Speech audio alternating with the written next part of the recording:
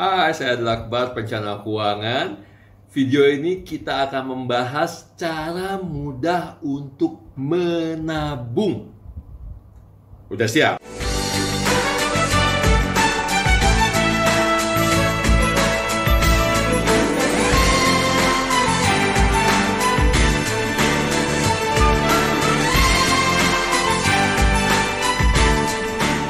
Oke, kalau udah siap, kita akan mulai ya. Kenapa ini penting sekali? Karena sebenarnya ini suatu hal yang simpel, tapi saya dengar banyak sekali komplain, banyak sekali keluh kesah, banyak sekali curhatan yang masuk ke saya, baik melalui internet, melalui Instagram, melalui video YouTube dan sebagainya, yang bilang curhat pada saya, "Mas, kok gue nggak bisa nabung ya?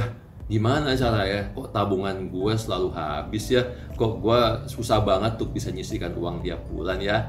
Nah, kita akan bahas kali ini langkah-langkahnya. Saya pecah menjadi 7 langkah untuk supaya kamu bisa menabung. Oke, pertama, nomor 1, penting, catat semua pengeluaran kamu. Ini penting sekali ya, karena kenapa? Dengan kita mencatat pengeluaran kita, kita bisa tahu kemana uang kita pergi. Kita bisa identifikasi itu kemana kita bocor. Kalau dalam bahasa financial planning kita sebutnya bocor halus. Kemana uang kita dipakai buat jajan, kemana uang kita dipakai buat kopi-kopi cantik, atau boba-bobaan, atau belanja online, atau nongkrong-nongkrong sama teman. Kemanapun, catat semua pengeluaran. Paling tidak di 1, 2, sampai 3 bulan pertama kita catat secara detail. Supaya apa? Supaya kita dapat polanya. Bagaimana cara kita belanja setiap hari dan setiap bulan, sehingga nanti kita bisa melakukan analisa dan kita bisa menentukan strategi apa yang bisa dikurangi, apa yang bisa dihilangkan, apa yang bisa ditambah. Nomor 2, yang juga tidak kalah penting adalah buat budget untuk menabung. Caranya gimana? Setiap bulan nanti setelah kita udah mulai mencatat, kita bisa tahu nih, oke, berarti kira-kira saya bisa punya uang lebih setiap bulan antara 250.000 kek, 500.000 kek, 1 juta kek, 1,5 juta, 2 juta dan sebagainya. Coba push sedikit ke limitnya. Kalau kamu ngerasa bahwa kamu hanya bisa nabung 250.000, coba push menjadi 500. Kalau kamu ngerasa hanya bisa nabung 500, coba push menjadi 750.000 atau 1 juta. Nanti kita lihat hasilnya. Karena kenapa? Ketika kita coba push lebih banyak dan kemudian nanti ternyata mencukupi, maka kamu bisa nabung lebih banyak lagi. Tapi kalau kira-kira ternyata aduh nggak cukup nih, ya, karena di akhir bulan saya mesti ngutang, mesti minjem sebagainya, nanti itu angkanya bisa kita adjust atau kurangi sesuai dengan memang yang kebutuhan kita. Oke? 3, tidak kalah penting juga adalah buat target nominal tabungan. Ya, buat target yang cukup fantastis ya. Misalnya di akhir tahun saya harus punya minimal 5 juta, atau saya harus punya 10 juta, atau saya harus punya 15 juta, atau 20 juta, atau berapapun nominal yang kamu akan jadikan target. Supaya apa? Supaya kita bisa tahu nih ke depannya kita pengen punya uang berapa yang bisa kita tabung dalam jangka pendek ke depan, minimal sekitar 6 bulan sampai 1 tahun ke depan. Oke. Kemudian yang tidak kalah penting adalah hubungannya nomor 3 adalah nomor 4, buat jangka waktu menabungnya. Ya, karena kenapa? Karena kita bisa tahu nih durasinya kapan. Biasanya tabungan kan dipakai untuk 1, emergency fund, dana darurat. Kedua, dipakai juga untuk apa? Untuk kebutuhan-kebutuhan keuangan dalam jangka pendek. Maka buatlah rencana jangka waktunya, apakah 3 bulan, 6 bulan, atau 12 bulan, atau mungkin lebih dari itu, supaya kita bisa tahu ancar-ancar berapa lama kita akan menabung.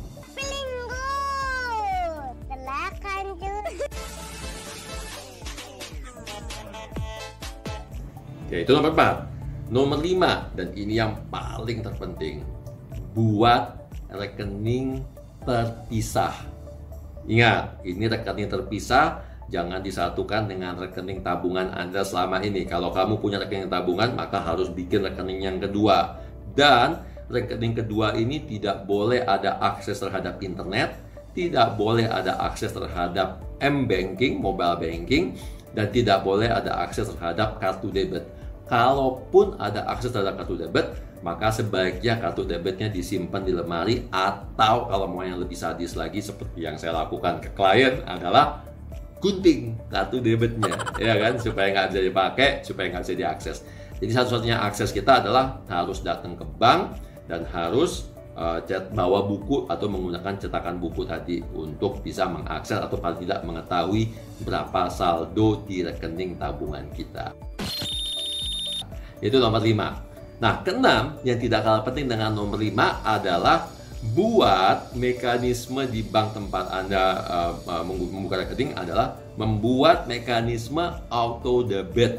Auto debit bisa dilakukan setiap hari, atau bisa dilakukan seminggu sekali, atau bisa dilakukan sebulan sekali. Nah, pengalaman saya pribadi dan klien saya, supaya tidak terasa nominalnya, buatlah auto debit harian atau mingguan. Sebagai contoh misalnya, kalau kamu buat auto debit harian setiap hari misalnya 50.000, maka tanpa terasa selama 30 hari atau sebulan kamu sudah menabung sebesar 1,5 juta per bulan. Coba bayangkan, kalau di awal kamu harus nabung 1,5 juta per bulan, pasti ngerasa, wih banyak sekali. Kayaknya nggak punya uang buat taruh segitu. Akhirnya nanti kamu akan mencicil jadi cuma 1 juta, bahkan turun jadi 150.000, bahkan turun jadi 500.000. Tapi kalau itu ditarik 50.000 tiap bulan, tiap hari, maka ketika dikumpulkan sebulan akan terasa. Atau kalau tidak bisa 50.000, kita ambil nominal di bawahnya, mungkin 30.000 per hari, ya, atau mungkin 25.000 per hari. Yang penting coba tarik harian atau tarik mingguan, misalnya 500.000 per minggu atau 350.000 per minggu. Berapapun yang Anda rasakan cukup atau kamu rasakan cukup di rekening kamu, lakukan itu, dan sebaiknya lakukan itu setiap hari atau setiap minggu, ya. Pindahkan dari rekening harian kamu, rekening yang kamu pakai sehari-hari, masukkan ke rekening tadi yang sudah dibuka yang tidak ada akses apa-apa, sehingga nanti uangnya akan terkumpul di sana. Terakhir, yang tidak kalah penting, ya, dan ini menjadi bagian dari permainan menabung kita. Apa itu? Berikan reward kepada diri kamu sendiri. Ketika kamu berhasil menabung dalam jangka waktu tertentu, maka ambillah sebagian, entah itu 5%, 10%, sampai dengan 25% dari tabungan kamu dalam bentuk reward, bisa berbentuk uang, bisa berbentuk barang. Misalnya, saya punya target nih, pengen ngumpulin 15 juta dalam waktu setahun, atau 18 juta dalam waktu setahun, berarti 1,5 juta per bulan.